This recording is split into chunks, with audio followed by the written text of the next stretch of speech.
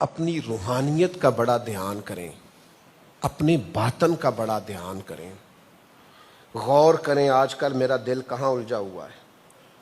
کہیں سارا دن میں پیسوں کے لیے تو نہیں سوچتا، کہیں سارا دن میرا دل لالچ کے پھندے میں تو نہیں پھنسا ہوا، کہیں معاذ اللہ بری سوچیں برے وسوسے ہر وقت تو نہیں آتے، کہیں میں آج کل بدگمانیوں کا شکار تو نہیں۔ اپنے باطن پر ضرور توجہ کریں، کہیں ایسا تو نہیں کہ پیسے آئیں تو میں راضی ہوتا ہوں اور جن دنوں اللہ تھوڑی آزمائش ڈالے تو معاذ اللہ میں شکوے کرنے لگتا ہوں۔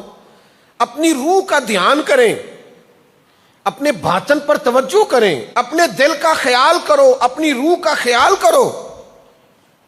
میرا نماز کو کیوں جی نہیں لگ رہا، میری تلاوت کتنے دنوں سے کیوں بند ہے، میرے ذکر اذکار میں کیا رکاوٹ۔ ہمیں بڑی فکر رہتی ہے اپنی صحت کی، اولاد کی، مال کی، تو جو ہمارا اپنے اللہ سے رشتہ ہے اس کی فکر کیوں نہیں؟ بچے تو قبروں میں دفن کر کے آتے ہیں تو پھر پلٹ کے فاتحہ کو بھی نہیں جاتے الا ماشاءاللہ۔ عزیز اپنی روح کا خیال کریں، روح کا۔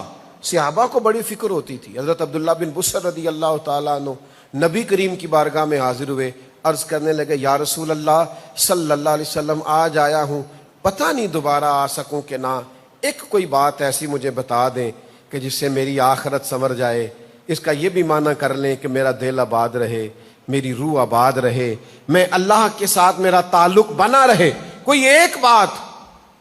تو نبی کریم علیہ السلام نے فرمایا اپنی زبان کو خشک نہ ہونے دینا، ہر وقت تر رکھنا اپنی زبان کو، لیکن تر اسے اللہ کے ذکر کے ساتھ رکھنا۔ تیری زبان پر ذکر الہی جاری رہے، ہر وقت ذکر کرنا۔ جو دم غافل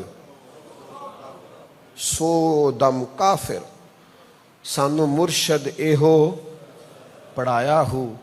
فقیر چلتے چلتے حضرت اسماعیل شاہ صاحب بخاری کی خدمت میں آیا، شیخ نے بازو تھاما اور کہا عالم بھی ہو اور مالدار بھی ہو اور نامی گرامی بھی ہو، اس فقیر کے پاس کیا لینے آئے ہو جو کچی کلی میں رہتا ہے؟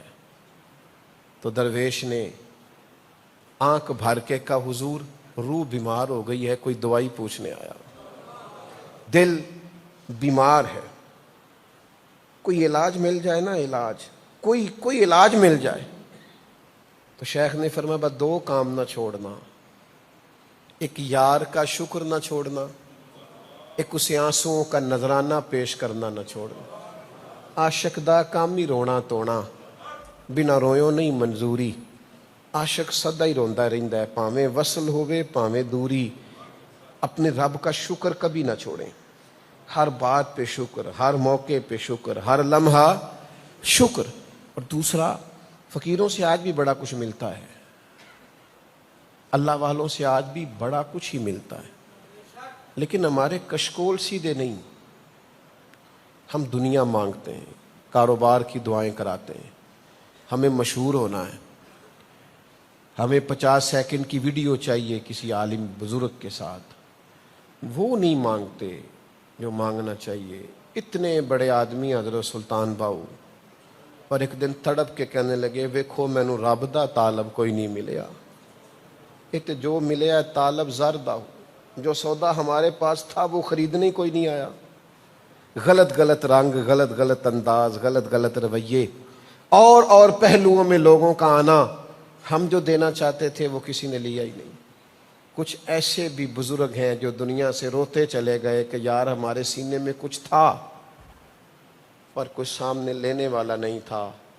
اقبال کہنے لگے وہ جو بیچتے تھے دوائے دل، وہ جو بیچتے تھے دوائے دل، وہ جو دل کی دوائی دیتے تھے نا، شاید پہلی دفعہ سنا رہا ہوں، وہ جو بیچتے تھے دوائے دل، اب وہ دکان اپنی بڑھا گئے، وہ سودا سمیٹ کے چلے گئے کہ یہاں میری دوائی کا خریدار کوئی نہیں۔